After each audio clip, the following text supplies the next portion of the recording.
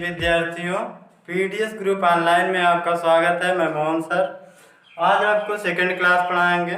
11th की पहली class में हम आपको सामरिक संख्या के कुछ टॉपिक्स बताए थे। आज उसी के ऊपर कुछ आगे से चर्चा करते हैं, कुछ फैक्ट चीज बताते हैं आपको। सामरिक संख्या में जिससे पहले वाले वीडियो में आपको बता चुके हैं, जैसे आई की पावर आपका 48, आई की पावर मान लो यहाँ पे आपका 18 है, तो ऐसे के मान क्या होंगे। तो आई की पावर 18 के लिए आपको बताए हैं 4 से इसको डिवाइड करते हैं। तो जब 4 से 18 को डिवाइड करेंगे तो कितनी बार जाएगा, 4 बार जाएगा। 4 से 16, इसलिए 4 गुणे 4 ये 16 हो गया। अब 4 से 16 हो गया, 18 में 2 बाकी है, तो यहाँ पे प्लस में 2 यानी या 2 कर सकते हो, या आप इसको इनटू में आई की घात 2 कर दो। अब 4 से 16 इसकी घात 2 इसकी घात, तो हो गया कितना 18 जो ये है। तो यहाँ पर हम जानते हैं इतने की वैल्यू किसके बराबर होगी, 1 के, क्योंकि आई की पावर 4 इंटू आई की पावर 2 ऐसा बनेगा। आई की पावर 4 का मान क्या हो जाएगा, 1 हो जाएगा। आई की पावर 4 का मान, तो 1 की घात अब क्या बनेगा 4। जब आई की पावर 4 का यहाँ पे आई की पावर 4 का मान अगर 1 हो जाता है तो इसका 4 बार गुणा कराएंगे तो 1 ही आएगा इंटू आई स्क्वायर। अब यहाँ 1 होगा, आई स्क्वायर का मान कितना होता है, आई स्क्वायर का मान -1 होगा, अर्थात आई की पावर 18 का मान आपका ये होगा।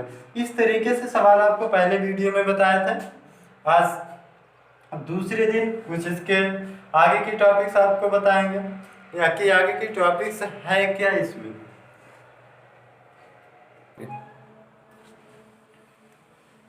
तो पहली टॉपिक जो है आपके वह है आई की पावर 0। जो पहली टॉपिक है वह आई की पावर 0 बराबर 1 होता है। पहले तो आप पढ़े हो आई बराबर आपका क्या होता है, रूट में -1, आई स्क्वायर बराबर -1। अब आई क्यूब बराबर क्या होता है, माइनस आई की पावर 4 बराबर क्या हो जाएगा यहाँ पे 1। ये चीज आप पहले पढ़ चुके हो पहले वीडियो में। अब यहाँ पर आपको सेकंड वीडियो में आपको बताएंगे आई की पावर 0 बराबर 1 कैसे आया। आई की पावर 0 बराबर जो 1 आता है, यह आपका अगर हम कोई भी चीज लें, केवल आई की ही बात नहीं है, कोई भी आपका चर फंक्शन लेते हैं, अगर उसकी घात 0 है तो वहां पर उसका मान 1 हो जाता है। तो अगर हम x की घात 0 मानते हैं तो इसका भी मान क्या होगा, 1 के बराबर। अर्थात इसे कैसे बनाते हैं, तो आइए देखते हैं। तो i को लेते हैं क्योंकि i हमें बताना है। तो अगर i की पावर अगर हम 0 है, कोई भी संख्या ले, चाहे 1 - 1 करें, अगर 1 - 1 करेंगे तो फिर से 0 मिलेगा, या फिर हम करते हैं 2 - 2 0 मिलेगा, 2 में 2 घटाएंगे i की पावर 0। इस प्रकार से आप कोई भी फंक्शन अगर 3 - 3 करते हो, 4 - 4 करते हो, 5 - 5, तो ऐसा हम कर सकते हैं। क्योंकि हमें 0 दिखाना है तो इतना बराबर तो 0 होता है, तो इसे हम क्या कर सकते हैं, आगे अगर देखेंगे आई की पावर 3 इंटू अगर थोड़ा अलग अलग लिखें तो आई की पावर क्या हो जाएगा -3। इस प्रकार से अब ये जो घात आपकी माइनस में होती है तो वहाँ बटे में चली जाती है। तो अब आई की पावर -3 बटे में होगा, तो आई की पावर 3 बटे आपका जब बटे में आएगा तो आई की पावर -3 ये आपका क्या हो जाएगा, प्लस में हो जाएगा। अब दोनों चीजें सेम सेम है, तो यहाँ चाहे ऐसे ही काट दो या तो इनकी वैल्यू रख दो। तो वैल्यू रखो चाहे ऐसे रखो, जब ऊपर और नीचे के अंश हर समान होते हैं तो उसका मान क्या होता है, 1 के बराबर। इसलिए आपका आई की पावर 0 का मान 1 के बराबर होगा। या कह लो कोई भी चर हो अगर उसकी घात 0 है तो उसका मान 1 के बराबर होगा, जो इस तरीके से सॉल्व होगा। ये आपकी पहली टॉपिक है। अब आगे देखिए आप दूसरी टॉपिक।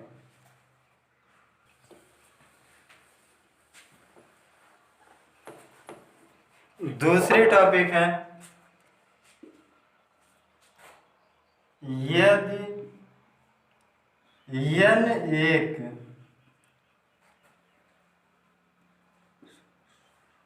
धनात्मक पूर्णांक हो तब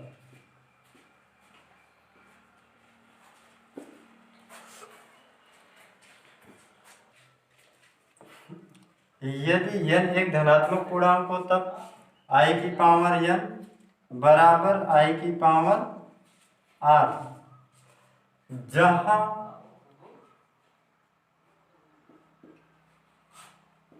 r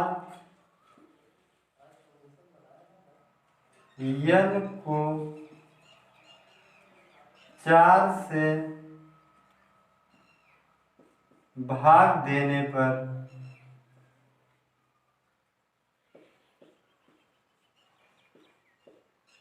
प्राप्त शेष फल है। प्राप्त शेष फल है। यदि n एक धनात्मक पूर्णांक हो तब i की पावर n बराबर i की पावर r, जहां जो ये r है n को 4 से भाग देने पर प्राप्त शेष फल है। तो इसे समझने के लिए मान लो ये तो आपका एक पॉइंट है, एक एग्जाम्पल के रूप में इसे समझ लेते हैं कि इसमें इनमें क्या संबंध है, कैसे है। तो एग्जाम्पल में अगर समझना चाहेंगे तो आते हैं फिर से सवालों पर। जैसे हमारे सामने हो i की पावर क्या 10, अगर i की पावर 10 है तो हम इसे क्या बना सकते हैं, i की पावर 10 को, i की पावर 10 को हम बना सकते हैं i की पावर 2। अब i की पावर 10 बराबर i की पावर 2 कैसे होगा, तो आइए इसे समझते हैं। तो वही चीज यहाँ पे समझ में आने वाला है। जैसे हमारे पास क्या है, अब हमारे पास 10 है ये, अब 10 को हम भाग देंगे कितने से, 4 से। जब 4 से भाग देंगे तो हमारे पास क्या कितनी बार भाग जाएगा, 2 बार। 4 दूना 8, बचा कितना 2। तो जैसे यहाँ पे क्या लिखा है, जहां r क्या है n में 4 से भाग देने पर प्राप्त शेष फल, अगर n में हम 4 से भाग देंगे तो जो शेष आएगा वह क्या आएगा, r आएगा। ठीक उसी प्रकार से मान लेते हैं ये जो आपका n है वही n आपका 10 बन गया। अब इसी 10 में हम क्या कर रहे हैं, फिर से उसी 4 से भाग दे रहे हैं। जब 4 से भाग देंगे तो 2 बार गया, 4 दूना 8। अब जो ये हमारा शेष फल बच रहा है, शेष फल बच रहा है, यही शेष फल क्या होता है, जो ये r है i की पावर r, तो उसी प्रकार से i की पावर ये 2 बन जाता है। यानी ये दोनों आपस में क्या है, बराबर है। तो वही चीज यहाँ पर लिखा गया है। तो इसी प्रकार से सवाल भी लगते हैं। जैसे और देख लेते हैं कोई और एग्जाम्पल। जैसे यहाँ पे ले लेते हैं i की पावर मान लो 15 ले लेते हैं। अब i की पावर 15 बराबर यहाँ क्या लिखेंगे, अब i की पावर 15 बराबर, ध्यान देना इस चीज को क्योंकि इसी से रिलेटेड ये है। अगर i की पावर 15 है तो यहाँ पर i की पावर क्या बनेगा, इसके बराबर, तो आपका हो जाएगा इसके बराबर 3, i की पावर 3। तो ये कैसे होगा, फिर से वही प्रक्रिया, n में 4 से भाग देंगे, जो शेषफल आता है वही इसके घात के बराबर हो जाता है। जैसे यहाँ पे 15 है, 15 में 4 से भाग दे तो 4 3 12, अब घटाएंगे तो कितना आएगा 3। जो ये शेष आता है वही शेष इस पर लगता है, तो शेष आपका लग गया यहाँ पे। तो ये जो शेष आता है यही तो आपका r है, और ये आपका क्या होता है, n होता है, और 4 से भाग देने की बात होती है।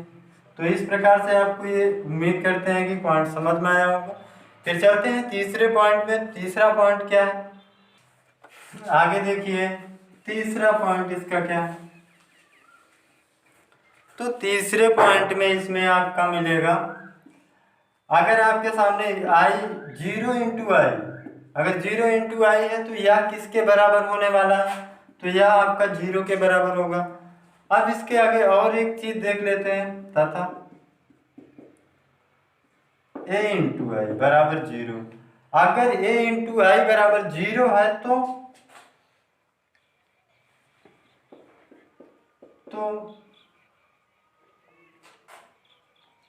a बराबर 0 होगा, a बराबर 0 होगा। 0 इंटू आई बराबर 0। अगर 0 में i का गुणा या i में 0 का गुणा कराएंगे तो 0 होगा। जैसा कि हम पहले पिछली भी कक्षाओं में पढ़ चुके हैं कि 0 में किसी संख्या का गुणा कराएं तो उसकी वैल्यू क्या होती है, 0 के बराबर। फिर उसके बाद आगे लिखा है तथा a इंटू आई बराबर 0। अगर इतना बराबर 0 हो तो a बराबर 0 होगा। ऐसा क्यों, आइए ये भी जानते हैं, तो इसको हम थोड़ा सॉल्व करके देखेंगे। a इंटू आई बराबर आपका अगर 0 दिया गया है तो ये दोनों इंटू में है। हम जानते हैं अगर कोई चीज इंटू में है, बराबर के उस तरफ पक्षांतर होती है तो किस में बदल जाता है, बटे में। तो यहाँ पर a को यही रहने देना क्योंकि हमें a की वैल्यू चाहिए। अब आपका बराबर 0, अब बटे में आई चला गया, अब आई बटे में चला गया, तो अब आई से अगर हम 0 में भाग देंगे तब भी आपका 0 आएगा, या फिर हम आई बराबर क्या जानते हैं, रूट में -1। अगर रूट में -1 जानते हैं, ये भी उठा के रखेंगे, अगर इससे भी भाग देंगे तब भी आपका क्या आएगा, 0। तो इस प्रकार से आपका क्या आएगा, ये बराबर 0 होगा।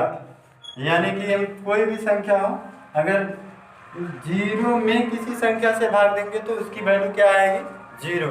तो इस प्रकार से उम्मीद करते हैं ये तीसरा पॉइंट भी आपको समझ में आया होगा अच्छे से। तो जहाँ भी अगर ऐसा मिलता है तो हम जान देंगे कि ये ऐसी चीज़ों के लिए इनका वैल्यू इस प्रकार से 0 के बराबर हो जाएगा। तो आगे देखिए आपको चौथा पॉइंट बताते हैं। तो आगे देखिए चौथा पॉइंट क्या है इसका। तो चौथे पॉइंट में आपको अगर आपका आई की पावर क्या दिया हो, -n, आई की पावर -n दिया होगा, तो इसको हम क्या बना सकते हैं, अगर इतना है आपका आई की पावर तो 1 आई की पावर n कर सकते हैं। अगर हमारे पास ये आई की पावर -n दिया है तो हम जानते हैं कोई चीज़ अगर माइनस में हो तो इसे हम बटे में ले जाके प्लस में कर सकते हैं, तो इसे हम इतने को इतना बना सकते हैं। अब आप ध्यान दोगे तो इसे हम ऐसा भी कर सकते हैं, आई की पावर r, आई की पावर r आप ऐसा करेंगे जहां आपका क्या होगा, जहां r n को 4 से भाग देने पर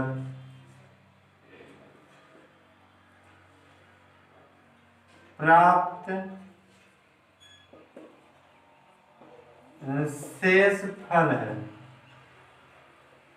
यानी जो आई की पावर r जो आता है, अगर हम 4 से भाग देंगे इसमें n में जो घात है, तो 4 से भाग देंगे, जो शेष बचता है वही मान आई की पावर 4 का है। जैसे अभी पीछे बताया आपको पॉइंट नंबर 2 में कि आपके सामने क्या दिया था, आई की पावर 10 अगर हो तो इसे आई की पावर 2 कैसे लिखते हैं।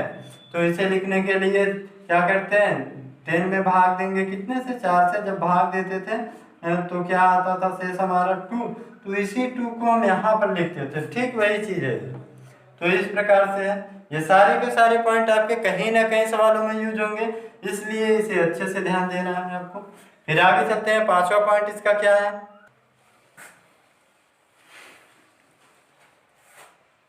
पांचवें पॉइंट में यदि ए कोई धनात्मक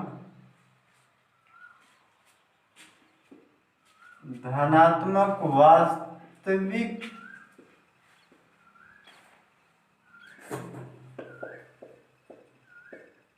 संख्या हो तब आगे देखते हैं, अगर यदि ए कोई धनात्मक संख्या हो तब, अगर हमारे सामने यहाँ पर हो रूट में -a, तो हम इसे आगे किस में व्यक्त करते हैं। तो इसे व्यक्त करने के लिए यहाँ पर हम इन्हें बना सकते हैं क्या,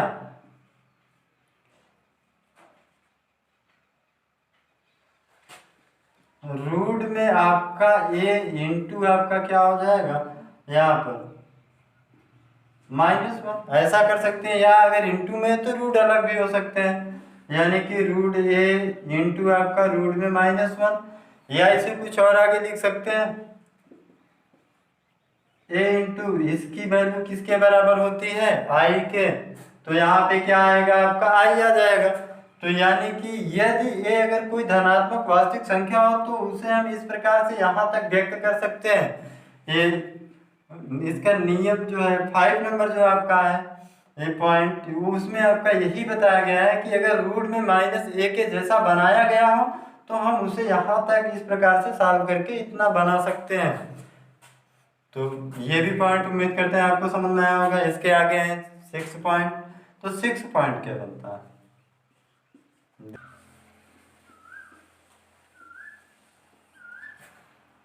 पॉइंट नंबर 6 है आपका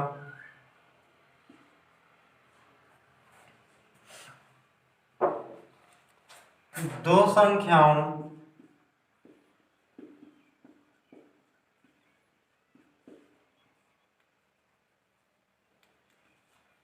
ए व बी,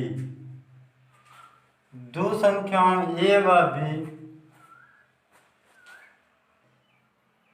के लिए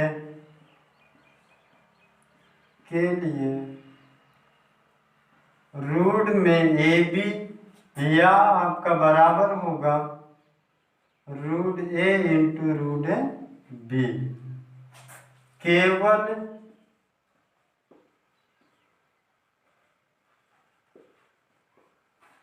तभी सत्य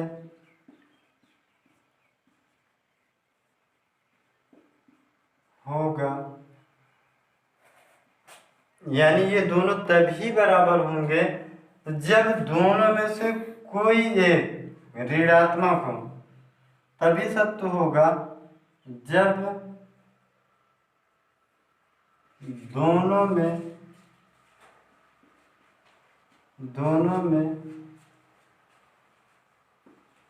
कम से कम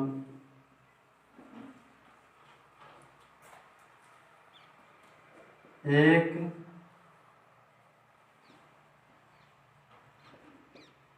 ऋणात्मक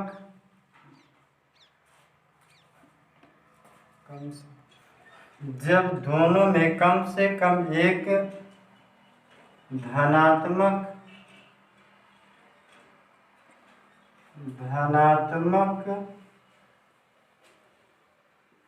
वास्तविक संख्या हो।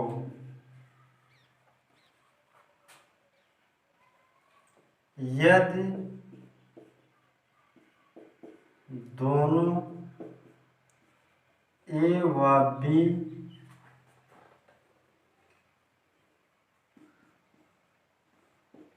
ऋणात्मक होंगे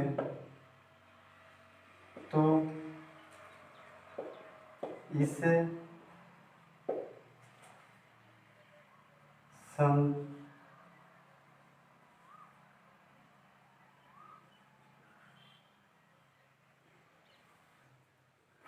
तो इस संबंध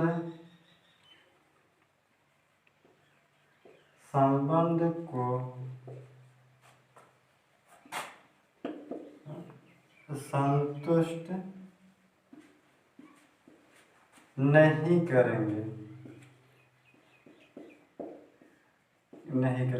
दो संख्याओं ए व बी के लिए रूट ए बी बराबर रूट ए इंटू रूट बी केवल तभी सत्य होगा, यानी ये दोनों तभी बराबर होंगे जब दोनों में से कम एक धनात्मक वास्तविक संख्या हो। या तो दोनों धनात्मक हो या तो दोनों में कम से कम एक को अनिवार्य है धनात्मक होना। यदि दोनों ऋणात्मक ए व बी दोनों ऋणात्मक होंगे तो इस संबंध को संतुष्ट नहीं करेंगे। जैसे मान लेते हैं सपोज दैट एग्जाम्पल, जैसे ए बराबर मान लेते हैं -2। अब बात हुई है कि ए व बी अगर दोनों ऋणात्मक होंगे तो ये दोनों बराबर नहीं हो सकते, इसकी बात है। तो दोनों को प्रूव कर लेते हैं, दो संख्या मान के ऋणात्मक, ए बराबर -2 और बी बराबर -7 मान लेते हैं कि दोनों ऋणात्मक हैं। तो क्या संतुष्ट करते हैं कि नहीं करते? तो रखते हैं, एक बार लेफ्ट साइड पे रख देते हैं। जब लेफ्ट साइड पे रखेंगे यानी बायां पक्ष रूट में ए के स्थान पर -2 बी के स्थान पर -7, तो इसकी वैल्यू कितना आएगी? रूट में 14 हो जाएगा, क्योंकि माइनस माइनस का गुणा क्या होगा, प्लस 2 से 14, तो ये हो जाएगा। अब दाएं पक्ष से देख लेते हैं क्या √14 ही आता है या फिर कुछ और, तो दायां पक्ष देख लेते हैं। दायां पक्ष,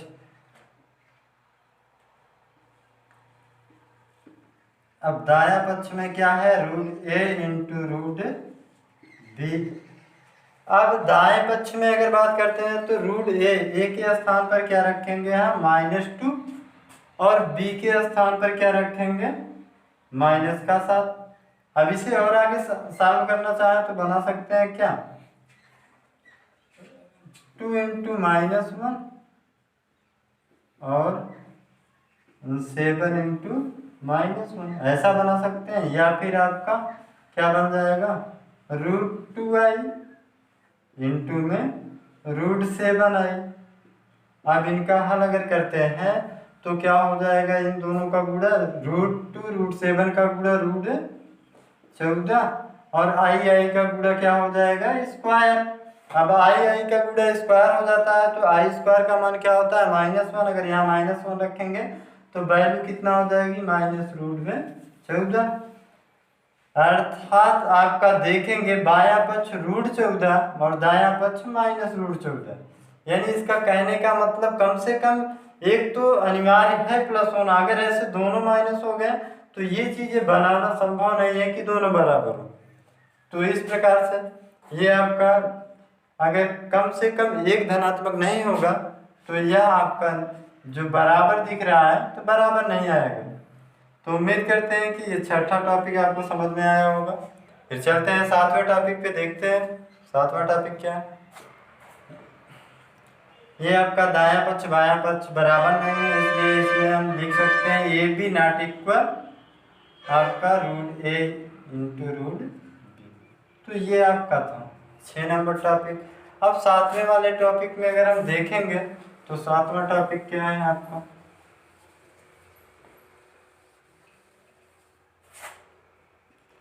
7वें टॉपिक में यदि यम एक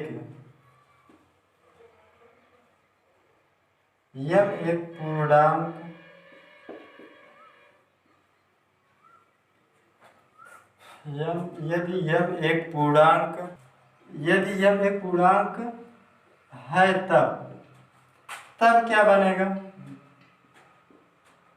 तब i⁴m बराबर क्या बनता है, 1।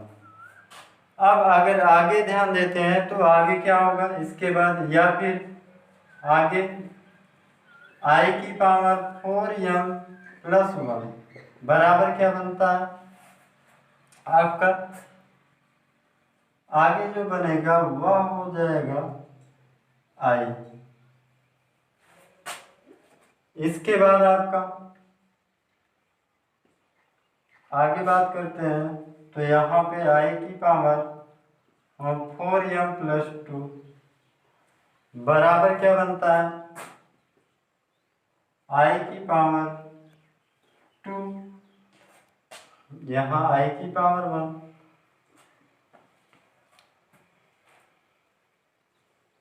i⁴m प्लस आपका 3, यानी यहाँ पर बनेगा i⁴ 3। या इससे आगे कुछ और लिख सकते हैं, यहाँ पर आपका इसका मान क्या हो जाएगा, i² का मान -1 के बराबर होता है, और इसका मान आपका i ही रहने दो या फिर आपका √1, और इसका मान कितने के बराबर होगा, -8 के।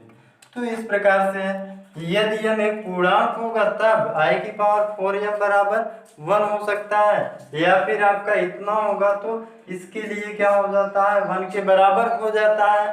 इसलिए आपका जो 1 बचता है तो i⁴1 में बन गया।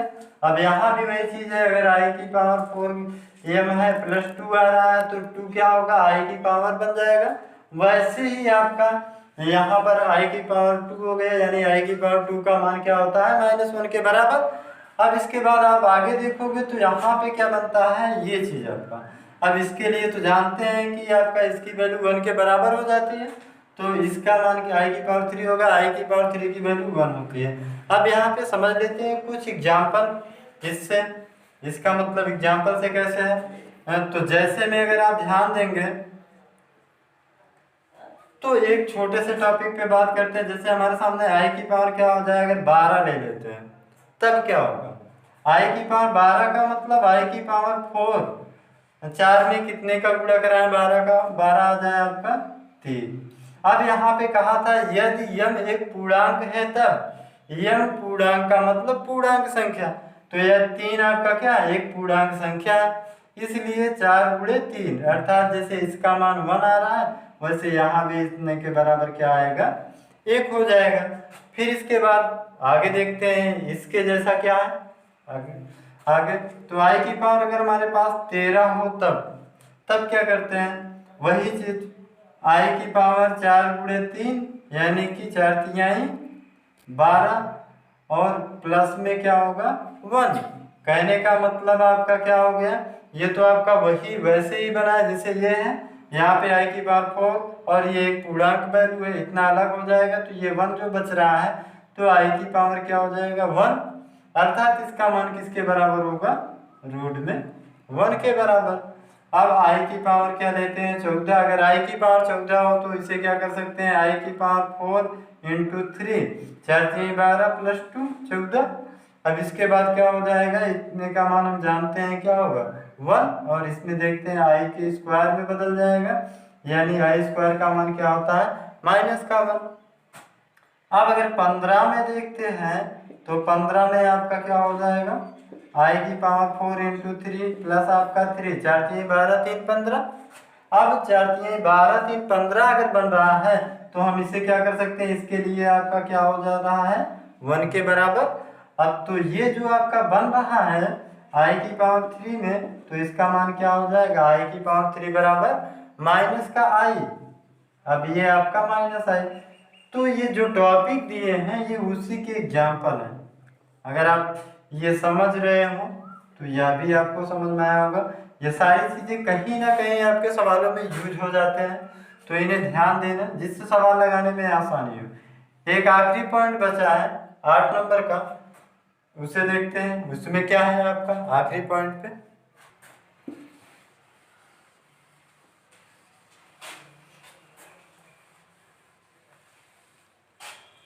8वां नंबर जो टॉपिक है आपका वह है आई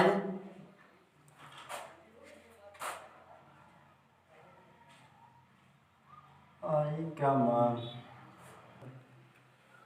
आई की किन्हीं चार क्रमागत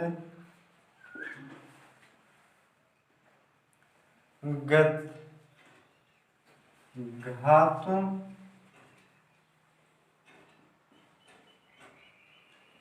का योगफल, आई की किन्हीं चार क्रमागत घातों का योगफल 0 के बराबर होता है, योगफल 0 के बराबर होता है। जैसे